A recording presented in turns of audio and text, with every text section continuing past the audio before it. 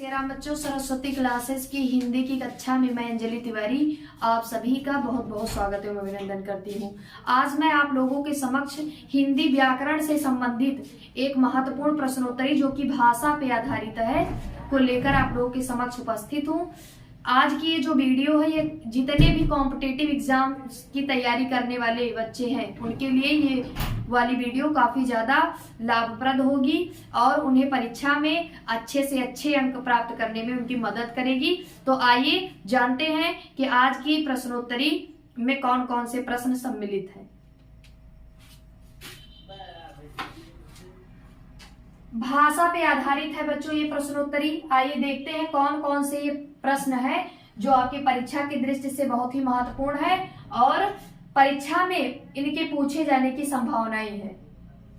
तो पहला प्रश्न है बच्चों हमारा, किस वर्ष में हिंदी भाषा को कार्यान्वित करने का प्रस्ताव था? यानी हिंदी भाषा को कार्यान्वित करने का प्रस्ताव कब रखा गया आपको बताना है। तो ऑप्शन नंबर ए है 14 सितंबर 1949, ऑप्शन नंबर बी है 14 सितंबर 1950, ऑप्शन नंबर सी है 14 सितंबर 1960 और ऑप्शन नंबर डी है 14 सितंबर 1964।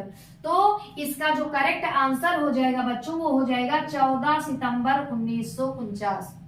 यानी जो हिंदी भाषा को कार्यान्वित करने का प्रयास किया गया था या प्रस्ताव किया गया था वो कब किया गया था? तो 14 सितंबर 1949 को किया गया था। फिर इसी कड़ी में अगला प्रश्न है हमारा, 14 सितंबर 1949 को भारतीय संविधान सभा ने हिंदी को भारत संघ की कौन सी भाषा का दर्जा दिया? यानी 14 सितंबर 1949 को हिंदी को कार्यान्वित करने का प्रस्ताव रखा गया तो संविधान सभा जो है उसने हिंदी को भारत संघ की कौन सी भाषा के रूप में दर्जा दिया? तो ऑप्शन नंबर ए है लोक भाषा के रूप में, ऑप्शन नंबर बी है संपर्क भाषा के रूप में, ऑप्शन नंबर सी है राष्ट्रभाषा के रूप में या ऑप्शन नंबर डी है राजभाषा के रूप में। तो इसका जो करेक्ट आंसर हो जाएगा बच्चों वो हो जाएगा ऑप्शन नंबर डी यानी राजभाषा के रूप में यानी राजभाषा के रूप में दर्जा दिया गया। सॉरी, 14 सितंबर 1949 को भारतीय संविधान सभा ने हिंदी को भारत संघ की कौन सी भाषा का दर्जा दिया? तो राजभाषा का। यानी ना ही लोक भाषा का, संपर्क भाषा का भी नहीं, राष्ट्रभाषा का भी नहीं, यानी ऑप्शन नंबर डी राजभाषा बिल्कुल सही हो जाएगा। अगला प्रश्न है हमारा, हिंदी दिवस किस तिथि को मनाया जाता है? बहुत ही इंपॉर्टेंट प्रश्न है। ऑप्शन नंबर ए है 14 अक्टूबर, ऑप्शन नंबर बी है 27 फरवरी, ऑप्शन नंबर सी है 29 दिसंबर, ऑप्शन नंबर डी है 14 सितंबर। फिर से एक बार देखते हैं, हिंदी दिवस किस तिथि को मनाया जाता है? यानी किस तिथि को, किस तारीख को हिंदी दिवस मनाया जाता है? तो जैसा अभी आपने पढ़ा अभी तुरंत कि हिंदी भाषा को कार्यान्वित करने का जो प्रस्ताव था वो था 14 सितंबर 1949 में प्रस्ताव था उसका। तो हिंदी दिवस भी 14 सितंबर को ही मनाया जाता है, इसे आप ध्यान रखें। 14 सितंबर वाला ऑप्शन करेक्ट हो जाएगा। 14 अक्टूबर बिल्कुल गलत है, 27 फरवरी भी नहीं है और 29 दिसंबर भी नहीं है, यानी 14 सितंबर को हिंदी दिवस मनाया जाता है। फिर अगला प्रश्न है इसी कड़ी में, संविधान के किस अनुच्छेद में? बहुत ही इंपॉर्टेंट प्रश्न है, बार बार परीक्षाओं में पूछा जाता है। इसे आप अंडरलाइन कर लें या फिर इसे आप हाईलाइट कर लें। नोट करने के बाद ये बहुत ही इंपॉर्टेंट प्रश्न है बच्चों। संविधान के किस अनुच्छेद में हिंदी को राजभाषा तथा इसकी लिपि को देवनागरी स्वीकार किया गया है? तो ऑप्शन नंबर ए है 351 अनुच्छेद, ऑप्शन नंबर बी है 344 अनुच्छेद, ऑप्शन नंबर सी है 343 और ऑप्शन नंबर डी है 353। तो यानी जो इसका सही आंसर हो जाएगा बच्चों वो हो जाएगा ऑप्शन नंबर सी यानी 343। यानी अनुच्छेद 343 के तहत हिंदी को राजभाषा और उसकी लिपि देवनागरी घोषित किया गया है, यानी इसको स्वीकार किया गया है। हिंदी की लिपि के रूप में देवनागरी को स्वीकार किया गया है। तो ये अनुच्छेद कौन सा है बच्चों? तो अनुच्छेद 343 है, इसे ध्यान रखें। हिंदी दिवस किस तिथि को मनाया जाता है? 14 सितंबर को मनाया जाता है। संविधान के किस अनुच्छेद में हिंदी को राजभाषा तथा उसकी लिपि को देवनागरी लिपि को स्वीकार किया गया है? तो वो है अनुच्छेद आपका 343, यानी ऑप्शन नंबर सी। फिर अगला प्रश्न है हमारा, हिंदी की आदि जननी क्या है? Option number A Apabhramsha, option number B Sanskrit, option number C Prakrit, option number D Pali. तो हिंदी की आदि जननी कौन है? संस्कृत। इसका ऑप्शन नंबर बी यानी संस्कृत वाला ऑप्शन करेक्ट हो जाएगा। आप सभी को पता होगा कि जो हिंदी भाषा है वो संस्कृत की उत्तराधिकारिणी है, यानी हिंदी की आदि जननी कौन है, यानी हिंदी की माता कौन है? तो वो है संस्कृत। फिर अगला प्रश्न है, देवनागरी लिपि का सर्वप्रथम प्रयोग कहाँ हुआ था? यानी हिंदी भाषा किस लिपि में लिखी जाती है बच्चों? हिंदी भाषा आपकी लिखी जाती है देवनागरी लिपि में। कौन सी लिपि में? देवनागरी। और जो ये आपकी संस्कृत लैंग्वेज है यानी संस्कृत भाषा है, ये भी देवनागरी लिपि में ही लिखी जाती है। और एक लैंग्वेज है यानी जो मराठी भाषा है वो भी देवनागरी लिपि में लिखी जाती है। तीन को आप ध्यान रखें, मराठी देवनागरी में लिखी जाती है। पंजाबी गुरुमुखी में लिखी जाती है। पंजाबी भाषा कौन सी लिपि में लिखी जाती है? तो गुरुमुखी लिपि में लिखी जाती है। अंग्रेजी भाषा रोमन में लिखी जाती है।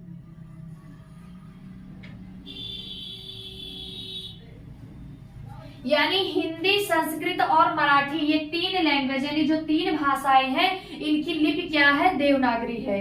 और पंजाबी की गुरुमुखी है, अंग्रेजी की रोमन है। तो यानी देवनागरी लिपि यानी जो हम लोग पढ़ते हैं हिंदी में आ से ज्ञा तक, तो ये देवनागरी लिपि का सर्वप्रथम प्रयोग कहाँ हुआ था? यानी जो हिंदी हम लोग हिंदी की जो लिपि है देवनागरी, इसका सर्वप्रथम प्रयोग कहाँ किया गया था आपको बताना है। तो ऑप्शन नंबर ए है अपभ्रंश साहित्य में, ऑप्शन नंबर बी है जयभट्ट के शिलालेख में, ऑप्शन नंबर सी है पाणिनिकृत अष्टाध्यायी में, और ऑप्शन नंबर डी है अमीर खुसरो की पुस्तक में। तो इसका जो राइट आंसर हो जाएगा बच्चों वो हो जाएगा जयभट्ट के शिलालेख में, यानी ऑप्शन नंबर बी जयभट्ट के शिलालेख में। ये वाला ऑप्शन बिल्कुल करेक्ट हो जाएगा। देवनागरी लिपि का सर्वप्रथम प्रयोग कहाँ हुआ था? जयभट्ट के शिलालेख में। बहुत ही महत्वपूर्ण प्रश्न है, इन्हें आप बिल्कुल कंठस्थ कर लिए। फिर अगला प्रश्न है, संसार की प्रमुख भाषाओं में यानी पूरे विश्व में जितनी भी भाषाएं हैं उन भाषाओं में हिंदी का कौन सा स्थान है? पहला ऑप्शन है ए नंबर पहला, बी नंबर दूसरा, सी नंबर तीसरा और डी नंबर चौथा। तो यानी जो संसार की प्रमुख भाषाएं हैं उनमें हिंदी का कौन सा स्थान है? तो तीसरे नंबर पे है आपकी हिंदी। संसार की प्रमुख भाषाओं में हिंदी का कौन सा स्थान है? तो वो है तीसरा स्थान, यानी ऑप्शन नंबर सी। फिर अगला प्रश्न है, ब्राह्मी से किस लिपि की उत्पत्ति हुई है? ब्राह्मी से किस लिपि की उत्पत्ति हुई है आपको बताना है। तो ऑप्शन नंबर ए है कैथी, ऑप्शन नंबर बी है खरोष्ठी, ऑप्शन नंबर सी है देवनागरी, ऑप्शन नंबर डी है गुरुमुखी। तो इसका जो राइट आंसर हो जाएगा बच्चों वो हो जाएगा ऑप्शन नंबर सी यानी देवनागरी। यानी देवनागरी लिपि की उत्पत्ति किस लिपि से मानी जाती है? तो ब्राह्मी से मानी जाती है, इसे आप विशेष ध्यान रखें। फिर अगला प्रश्न है, हिंदी को विकास प्रदान करने वाली भाषा कौन सी है?